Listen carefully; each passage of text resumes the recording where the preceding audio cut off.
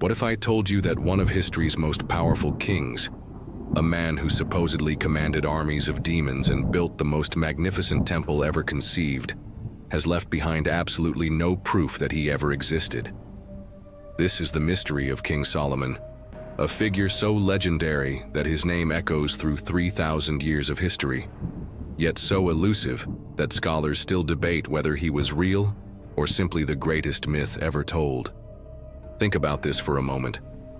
We have detailed records of Egyptian pharaohs who ruled thousands of years ago. We can visit their tombs, read their inscriptions, and touch artifacts they once owned. We know about Mesopotamian kings from clay tablets they left behind, complete with their laws, their conquests, and even their grocery lists. But Solomon, who allegedly ruled the most prosperous kingdom of his time, who supposedly possessed wisdom that amazed the ancient world, and who built a temple so magnificent that it became the stuff of legend. He's a ghost in the historical record. The biblical accounts paint a picture of a king whose wealth was so vast that silver became worthless in his kingdom. According to 1 Kings, Solomon received 666 talents of gold every single year, which would be worth hundreds of millions of dollars today. His throne was made of ivory and pure gold, flanked by 12 golden lions. His palace took 13 years to build and was larger than his famous temple. Foreign rulers traveled from the ends of the earth just to witness his wisdom and splendor. The Queen of Sheba herself, one of the most powerful monarchs of the ancient world, made the dangerous journey to Jerusalem with a caravan loaded with gold, spices, and precious stones, only to declare that the reports of Solomon's greatness didn't even come close to the reality. But here's where things get strange. If Solomon was really this powerful, this wealthy, this influential, where is the evidence? Where are the monuments he should have built? Where are the inscriptions proclaiming his victories? Where are the trade records that should document his vast commercial empire? Archaeological teams have been searching for decades, using the most advanced technology available, and they've found virtually nothing that can be definitively linked to the Solomon of legend. This absence of evidence becomes even more puzzling when you consider what the biblical texts claim about Solomon's building projects. The Temple of Solomon wasn't just any building, it was described as the most magnificent structure ever constructed, taking 7 years to complete and requiring craftsmen from across the known world. Cedar wood was imported from Lebanon. Massive stones were quarried and shaped with impossible precision, and the interior was covered in gold with intricate carvings that supposedly took master artisans years to complete.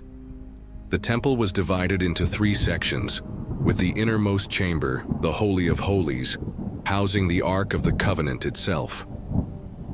When Solomon dedicated this temple, the biblical account describes something extraordinary happening. A divine presence filled the building so powerfully that the priests couldn't continue their duties. This wasn't just a building. It was meant to be the dwelling place of God on earth, the center of worship for an entire nation, the most sacred site in the ancient world. Yet today, despite centuries of searching, archaeologists can't even agree on exactly where it stood, let alone find any remains of its foundations.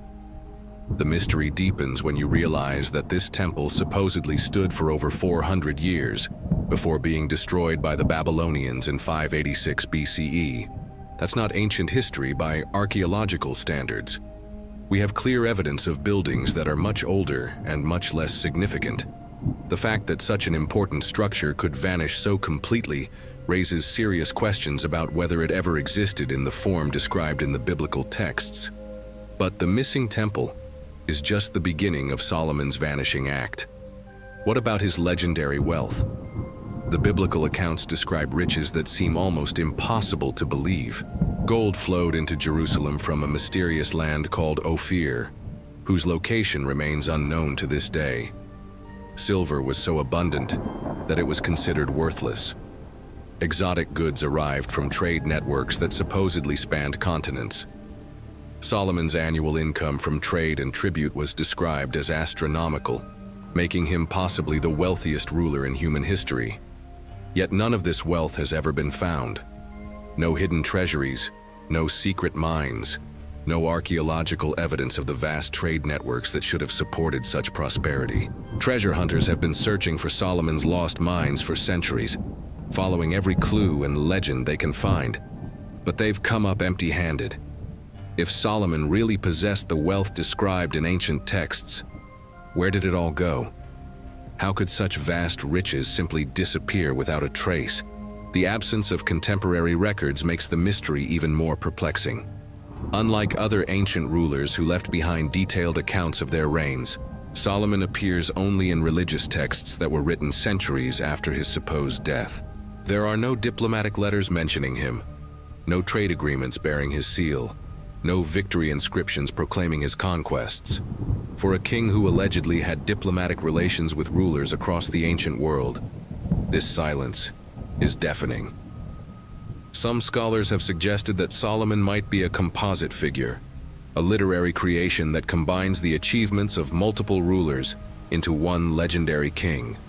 Others argue that he might represent an idealized version of kingship, a symbolic figure created to embody the perfect ruler rather than a historical person. Still others maintain that the lack of evidence doesn't necessarily prove he didn't exist, pointing out that many ancient rulers left behind little physical proof of their reigns. But here's what makes Solomon's case truly unique: the supernatural elements that became attached to his legend. As if the mystery of his missing kingdom wasn't enough, later traditions began claiming that Solomon possessed powers that went far beyond normal human abilities. These weren't just stories about a wise and wealthy king. They were tales of a ruler who could command demons, control spirits, and wield magic that defied the laws of nature. According to these legends, Solomon's true power came not from armies or gold, but from a magical ring given to him by the archangel Michael. This ring, known as the Seal of Solomon, supposedly allowed him to bind demons to his will, force spirits to reveal their secrets, and command supernatural beings to carry out his orders. With this ring, Solomon allegedly interrogated dozens of demons, learning their names, their powers, and their weaknesses.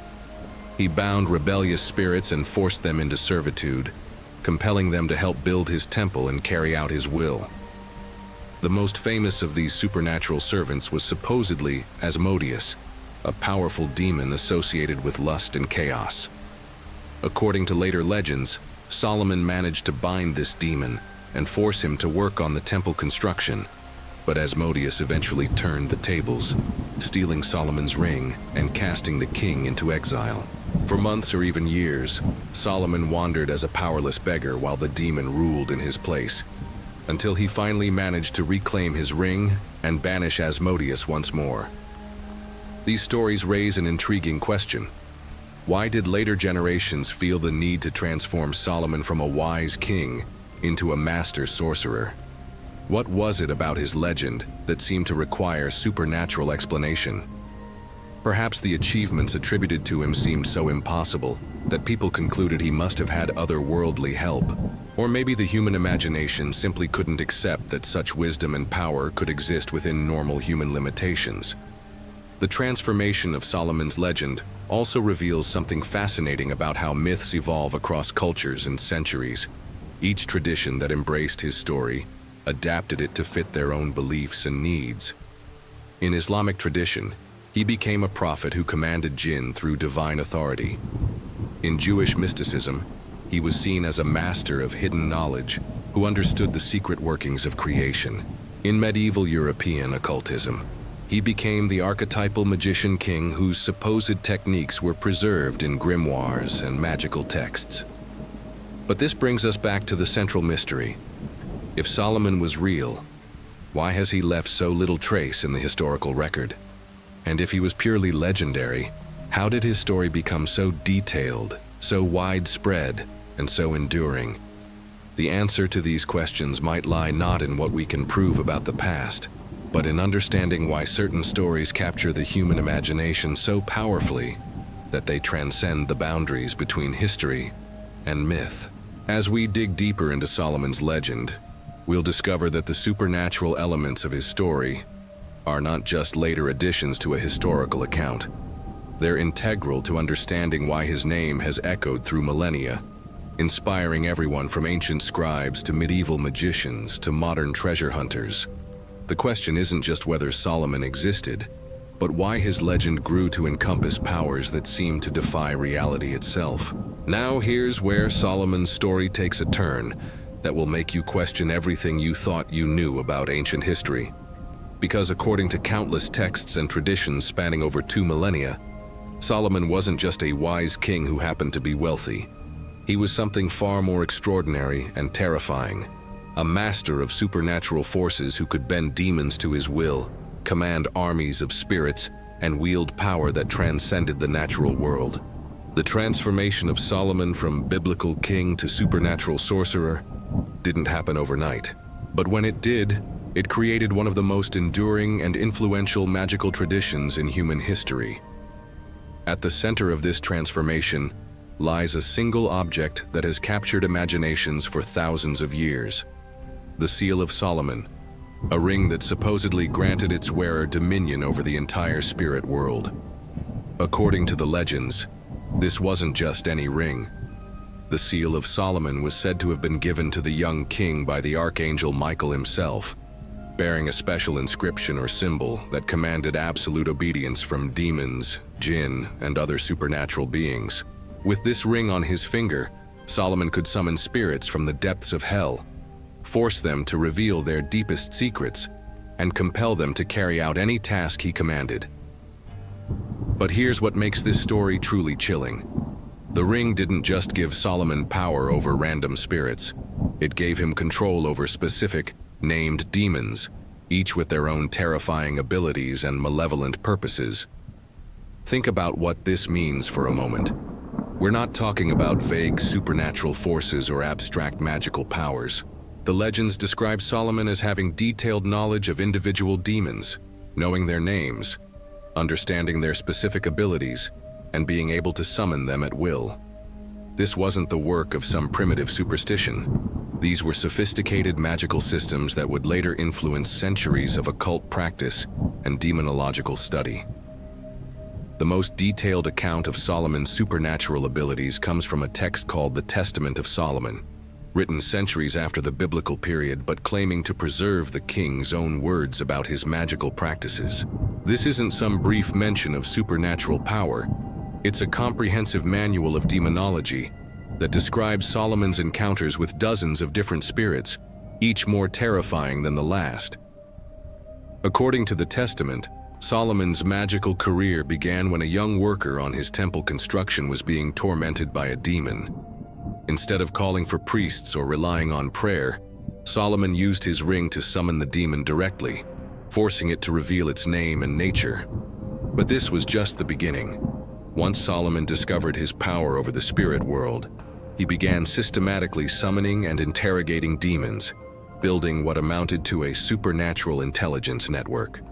The Testament describes how Solomon would call forth demons one by one, demanding that they reveal not only their own powers, but also the names and abilities of other spirits. Each demon was forced to explain what kinds of harm they could inflict on humans, what their weaknesses were, and how they could be controlled or banished.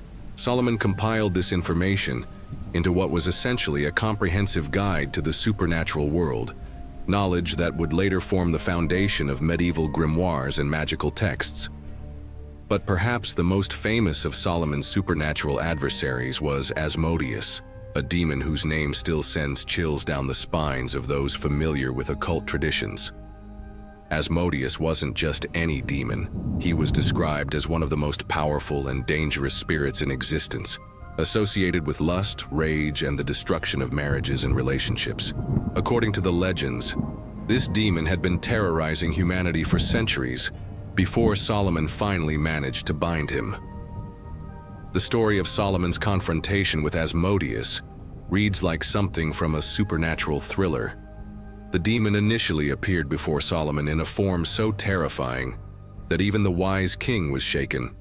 But Solomon, protected by his ring and his divine authority, forced Asmodeus to reveal his true nature and submit to questioning. What the demon revealed was both fascinating and horrifying. Asmodeus claimed to have been present at the creation of the world, to have witnessed the fall of angels, and to possess knowledge of cosmic secrets that no human should know. But here's where the story takes an even more dramatic turn. According to some versions of the legend, Asmodeus wasn't content to remain Solomon's prisoner forever. The demon began plotting his revenge, waiting for the perfect moment to turn the tables on his captor. That moment came when Solomon, perhaps growing overconfident in his power, made a crucial mistake. Some stories say he removed his ring while bathing. Others claim he was tricked into giving it away. But the result was the same. Asmodeus seized the ring and cast Solomon into exile. What happened next sounds like something from a nightmare. With Solomon's ring in his possession, Asmodeus took on the king's appearance and ruled in his place, while the real Solomon was transformed into a powerless beggar wandering the countryside. For months or even years, depending on which version you believe, the demon ruled Israel, while Solomon suffered in exile, unable to convince anyone of his true identity. Only when Solomon finally managed to reclaim his ring was he able to banish Asmodeus and reclaim his throne. This story raises fascinating questions about the nature of power and identity. If a demon could so perfectly impersonate Solomon that even his closest advisors couldn't tell the difference, what does that say about the relationship between supernatural power and earthly authority? Was Solomon's wisdom truly his own? Or was it somehow dependent on his magical abilities? But Asmodeus was just one of many supernatural beings that Solomon supposedly controlled. The Testament of Solomon describes encounters with dozens of other demons, each with their own specific powers and purposes. There was Orneus, a demon that drained the life force from young men, appearing to them in the form of a beautiful woman before consuming their vitality. Beelzebub claimed dominion over the entire underworld and boasted of his role in tempting humans to worship false gods. Lix Tetrax was said to control destructive winds and storms, capable of sinking ships and destroying crops. Each of these demons was forced to reveal not only their own abilities, but also how they could be controlled or banished. Solomon compiled detailed information about protective amulets, binding spells, and ritual procedures that could be used against supernatural threats. This knowledge would later become the foundation for countless magical texts and grimoires that claim to preserve Solomon's wisdom for future generations. The Islamic tradition adds another fascinating dimension to Solomon's supernatural abilities. In the Quran and later Islamic texts, Solomon is described as having authority over the djinn, supernatural beings made of smokeless fire who possessed their own intelligence and free will. Unlike demons, which were generally seen as evil, djinn could be good, evil, or neutral, but all were subject to Solomon's command. According to Islamic legends, Solomon used armies of djinn to carry out massive construction projects, including his famous temple. These supernatural workers could accomplish in days what would take human laborers years to complete. They could cut massive stones with perfect precision, transport materials across vast distances, and create architectural marvels that defied human engineering capabilities. The djinn worked tirelessly under Solomon's command, bound by his authority and unable to disobey his orders. But perhaps the most haunting aspect of the Islamic tradition is the story of Solomon's death. According to this legend, Solomon died while leaning on his staff, but the djinn continued working because they didn't realize their master had passed away. For days, months, or even years depending on the version, these supernatural beings continued their labors while Solomon's body remained upright, supported by his staff. Only when a small worm finally ate through the staff did Solomon's body collapse, revealing to the djinn that they had been serving a dead king all along. This story raises profound questions about the nature of supernatural authority and the relationship between the living and the dead. If Solomon's power over the djinn was so absolute that it continued even after his death, what does that suggest about the source of his authority? Was it truly divine, or was there something else at work? The influence of these supernatural traditions extended far beyond their original cultural contexts. By the medieval period, Solomon had become a central figure in European occultism and magical practice. Grimoires like the Key of Solomon and the Lesser Key of Solomon claimed to preserve his magical knowledge. providing detailed instructions for summoning spirits, creating protective talismans, and performing ritual magic. These texts described the 72 demons supposedly bound by Solomon, complete with their names, appearances, and specific powers. Each demon was associated with particular abilities. Some could reveal hidden treasures, others could provide knowledge of the future, and still others could influence human emotions and desires. The grimoires provided detailed instructions for summoning these beings, including the proper ritual procedures, protective circles, and binding formulas needed to control them safely. But here's what makes Solomon's magical reputation truly remarkable. It transcended religious and cultural boundaries in ways that few other legends have managed. Jewish mystics saw him as a master of divine wisdom who understood the hidden workings of creation. Christian occultists viewed him as a righteous king who used supernatural power for godly purposes. Islamic scholars described him as a prophet whose authority over djinn demonstrated his divine appointment. Even pagan magical traditions incorporated elements of Solomonic magic into their own practices. This widespread adoption of Solomon's magical legend suggests something profound about human psychology and spiritual yearning. In an uncertain world filled with invisible threats and incomprehensible forces, the idea of a ruler who had mastered the supernatural realm offered both hope and terror. Solomon represented the possibility that human beings could gain control over the chaotic forces that seemed to govern their lives. But his story also served as a warning about the dangers of wielding such power. The question that haunts all of these traditions is whether any of it was real. Did Solomon actually possess supernatural abilities, or are these stories elaborate fantasies created by later generations? The biblical texts themselves never describe Solomon practicing magic in the way these later traditions suggest. His wisdom is consistently portrayed as a divine gift, not the result of magical study or supernatural bargains. Yet the persistence and detail of these magical traditions suggest that something more complex was happening than simple fantasy. Perhaps Solomon's legendary wisdom seemed so extraordinary that people concluded it must have supernatural origins. Maybe the achievements attributed to him appeared so impossible that magical explanation became necessary. Or possibly these stories preserve memories of real knowledge and abilities that seemed magical to those who didn't understand their true nature. So here we are, 3,000 years later, and the mystery of Solomon has only deepened. Modern technology that can peer through solid rock, satellite imagery that can spot ancient ruins from space, and scientific methods that can date objects to within decades have all been turned toward solving one of history's greatest puzzles. Yet despite all our advanced tools and techniques, Solomon remains as elusive as ever.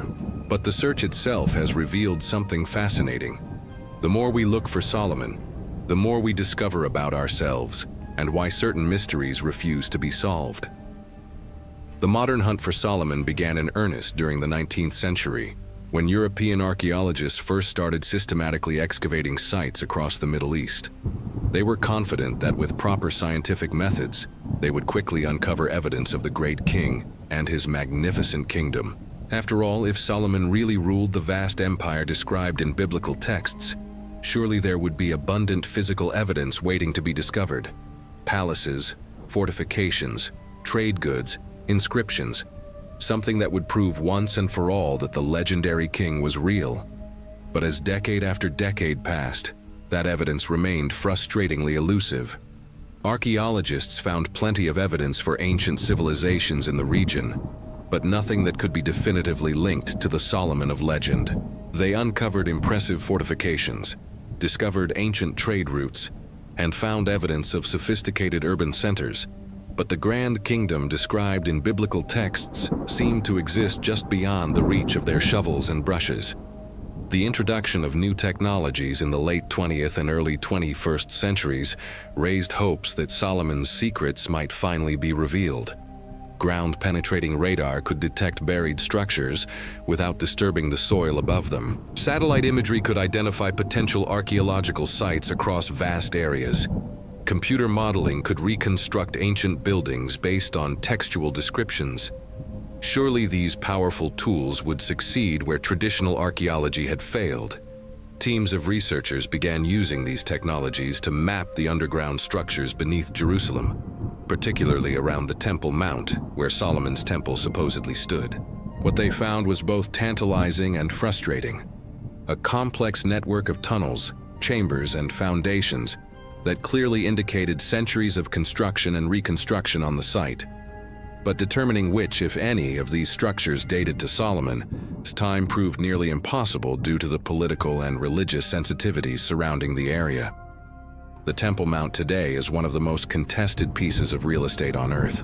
It's sacred to Jews as the site of their ancient temple, holy to Muslims as the location of the Dome of the Rock and Al-Aqsa Mosque, and significant to Christians as a place where Jesus taught.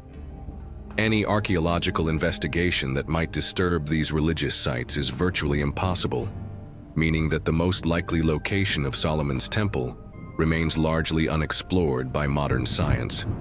This restriction has led to some creative approaches to the Solomon mystery. Researchers have analyzed ancient drainage systems and water channels beneath Jerusalem, reasoning that these utilitarian structures might be less politically sensitive, while still providing clues about ancient construction projects. They've studied the massive stone blocks that form the foundation of the Temple Mount's retaining walls, looking for evidence of different construction phases that might date to Solomon's time. They've even analyzed the mortar and building techniques used in various parts of the complex, hoping to identify materials or methods that could be linked to the biblical period.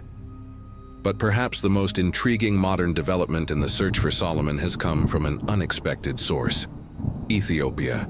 For centuries, the Ethiopian Orthodox Church has claimed to possess the Ark of the Covenant, the most sacred object from Solomon's temple, housed in a small chapel in the ancient city of Aksum. According to Ethiopian tradition, the Ark was brought to their country by Menelik I, the supposed son of Solomon and the Queen of Sheba, over 2,000 years ago. This claim might sound like just another religious legend, except for one remarkable fact.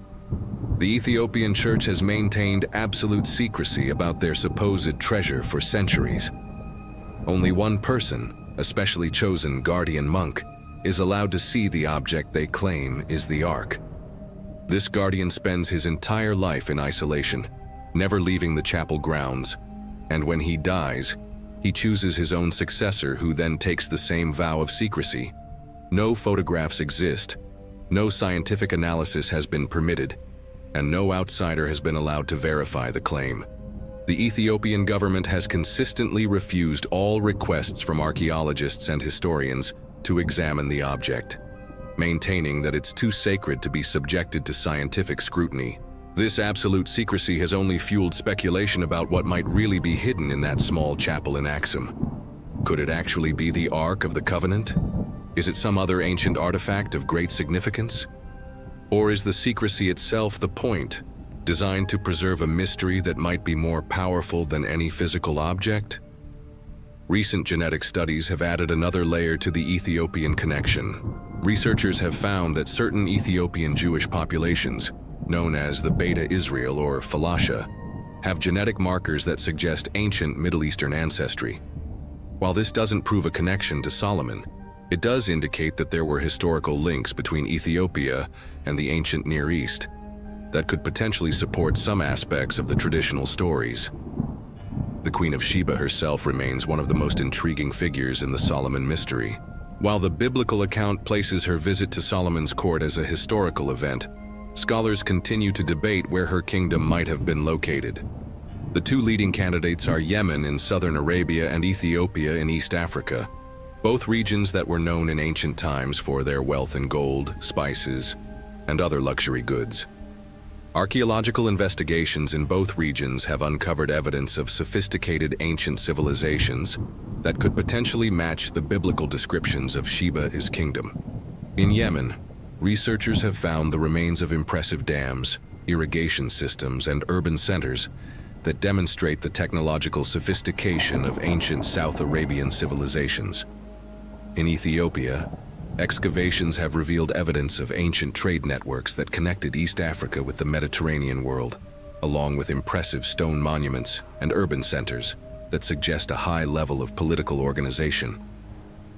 But here's where the search for the Queen of Sheba takes an unexpected turn.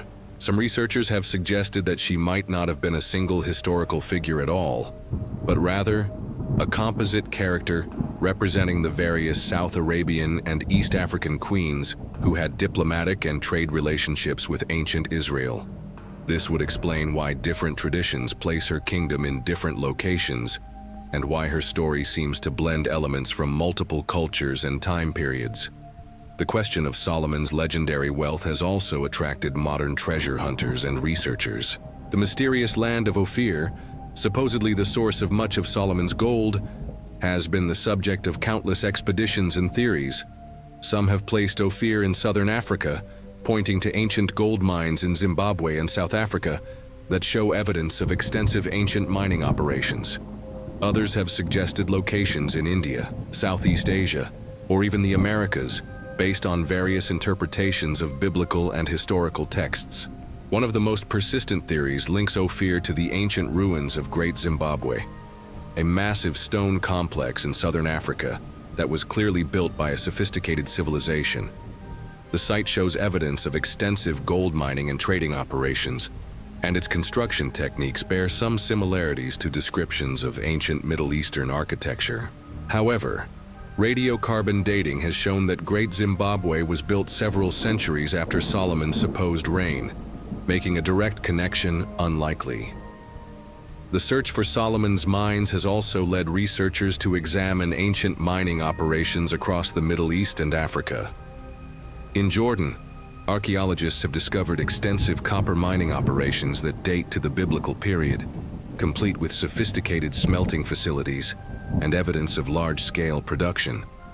While these mines don't match the gold-focused descriptions of Ophir, they do demonstrate that the ancient Near East had access to significant mineral resources and the technology to exploit them.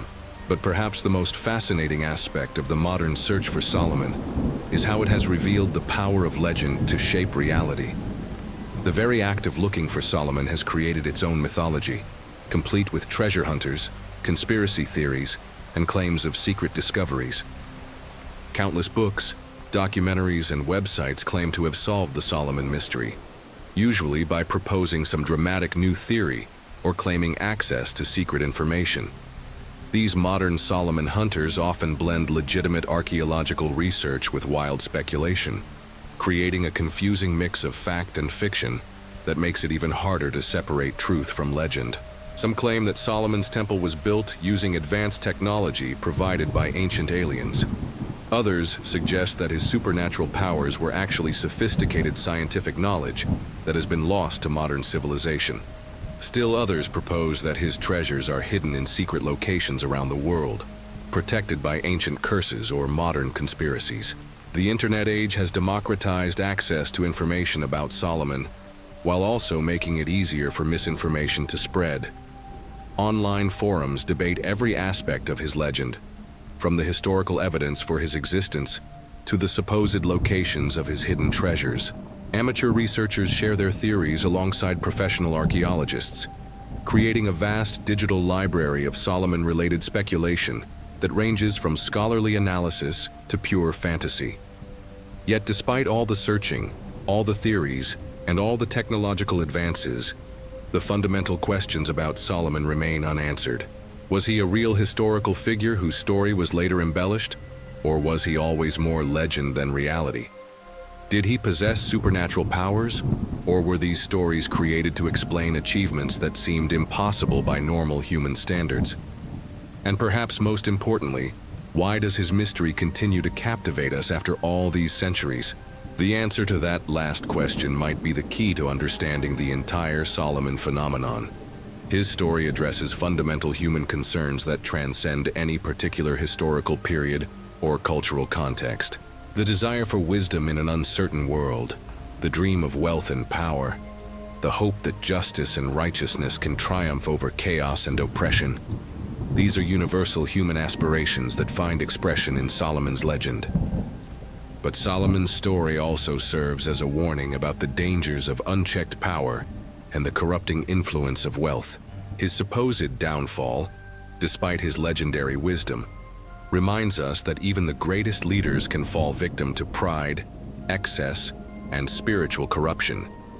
This dual nature of his legend, as both inspiration and cautionary tale, helps explain why it has remained relevant across so many different cultures and time periods.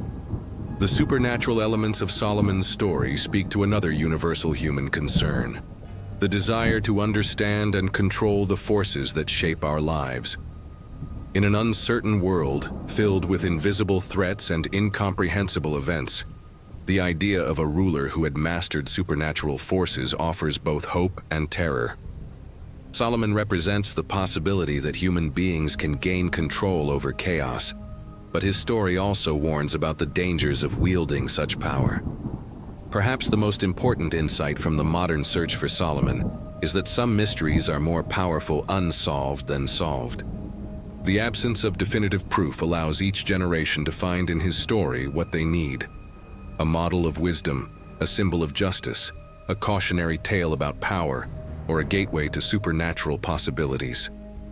If archaeologists tomorrow discovered Solomon's palace, his temple, and his tomb, complete with inscriptions that proved every detail of his biblical story, would that make his legend more or less powerful?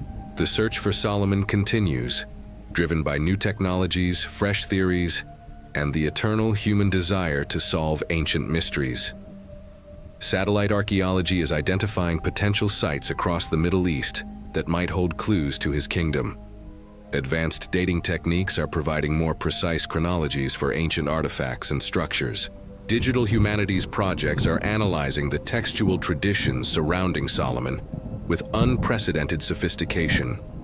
But regardless of what future discoveries might reveal, Solomon's true legacy lies not in any physical remains he might have left behind, but in the enduring power of his story to inspire, challenge, and transform human imagination. Whether he was a wise king, a powerful sorcerer, or a symbolic figure created to embody human aspirations, Solomon has achieved a kind of immortality that transcends the boundaries between history and legend. In the end, the question of who Solomon really was may be less important than understanding what he represents. His story continues to evolve, adapt, and inspire because it addresses fundamental questions about wisdom, power, justice, and the human condition that remain as relevant today as they were 3,000 years ago. The search for the historical Solomon may never end, but perhaps that's exactly as it should be. Some mysteries are meant to endure, continuing to challenge and inspire each new generation of seekers who dare to ask the eternal question: who was Solomon?